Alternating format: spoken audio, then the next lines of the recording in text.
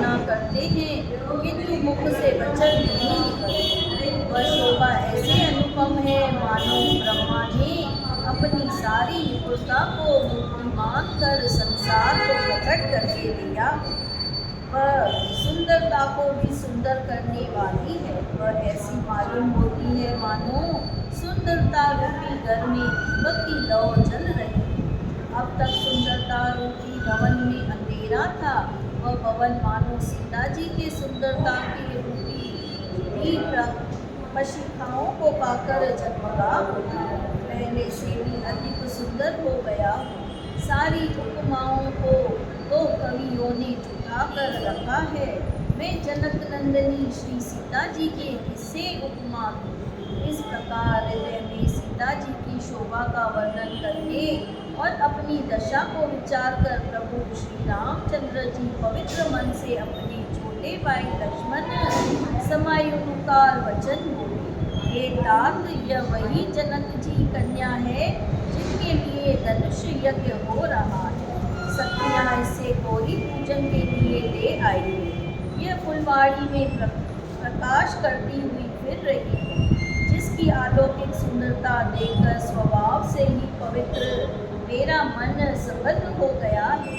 वह सब कारण अथवा उसका सब कारण तो विधाता जाने, किंतु हे भाई सुनो, मेरे मंगलदायक अंग फड़क रहे हैं।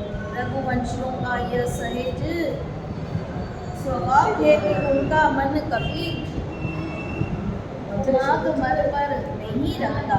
मुझे तो अपना मन का अत्यंत ही विश्वास है कि जिसने जगत की कौन कहे स्वप्न में भी पराई स्त्री पर दृष्टि नहीं डाली।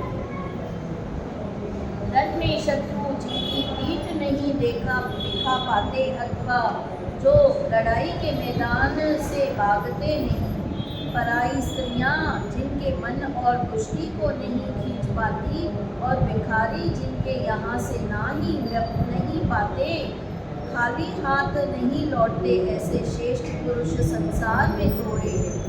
यूँ श्री राम जी छोटे भाई से बात कर रहे हैं और मन सीता जी के मुख में लुभाया हुआ उनके मुख रूपी कमल की छपी रूप मकरंद रस को भार की तरह पी रहा है। सीता जी चकित होकर चारों ओर देख रही है।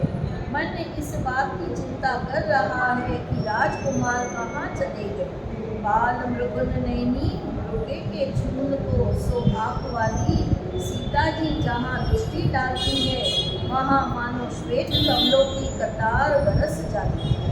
तब सखियों ने लताए की कोट से सुंदर श्याम और दो कुमारों को दिखलाया।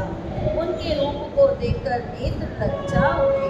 वे ऐसे प्रसन्न हुए मानो उन्होंने अपना खजाना पहचान लिया। श्री रघुनाथ जी की छवि देखकर नेत्र थकित निहाल हो गए। पलकों ने भी गिरना छोड़ दिया। अधिक स्नेह कारण शरीर बेकाबू हो गया, मानो शरद ऋतु के चंद्रमा को चकोरी देख रही। नेत्रों के रास्ते श्री रामचंद्र जी को हृदय में लाकर चतुर शिरोमणि ने जानकी जी ने पलकों के किवाड़ लगा दी, अर्थात नेत्र मूंद कर उनका ध्यान करने लगी। तब सखियों ने सीता जी को प्रेम के वश जाना। तब वे मन में सकुचा गई, कुछ कह नहीं सकती। उस समय दोनों भाई लता मंडल में से प्रकट हुए, मानो दो निर्मल चंद्रमा बादलों को पर्दे को हटाकर निकले। दोनों सुंदर भाई शोभा की सीमा है। उनके शरीर की आभा नीले और पीले कमल की सी है। सिर पर सुंदर मोर पंख सुशोभित है। उनके बीच बीच में फूलों की कलियों के गुच्छे लगे हैं। माथे पर तिलक और पसीने की बूंदें शोभावान है। कानों में सुंदर भूषणों को छवि छाई टेढ़ी बोहे और घुंघराले बाल है। नए लाल कमल के समान रत्नाले नेत्र है। थोड़ी नाक और गाल बड़े सुंदर है और हंसी की शोभा मन को मोल लेती है। मुख की छवि तो मुझसे कहीं ही नहीं जाती, जिससे देखकर बहुत से कामदेव लज्जा जाते हैं। वृक्ष स्थल पर मणियों की माला शंकर के सुंदर सुंदर गला है।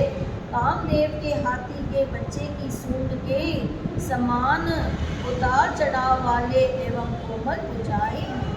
जो बाल की सीमा है, जिसके बाएं हाथ में फूलों सहित दोनों हैं। हे सखी, ये सांवला कुंवर तो बहुत ही सलोना है। सिंह की सी कमर वाले पीताम्बर धारण किए हुए शोभा और शील के भंडार सूर्य कुल के भूषण श्री रामचंद्र जी को देखकर सखियां अपने आप को भूल गई। एक चतुर सखी धीरज धरकर हाथ पकड़कर सीता जी से बोली, गिरिजा जी का ध्यान फिर कर लेना, इस समय राजकुमारों को क्यों नहीं देख लेती।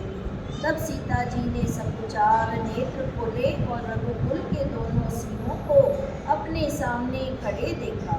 नख से शिखर तक श्री राम जी की शोभा देखकर और फिर पिता का प्रण याद करके उनका मन बहुत सुबोध हो गया।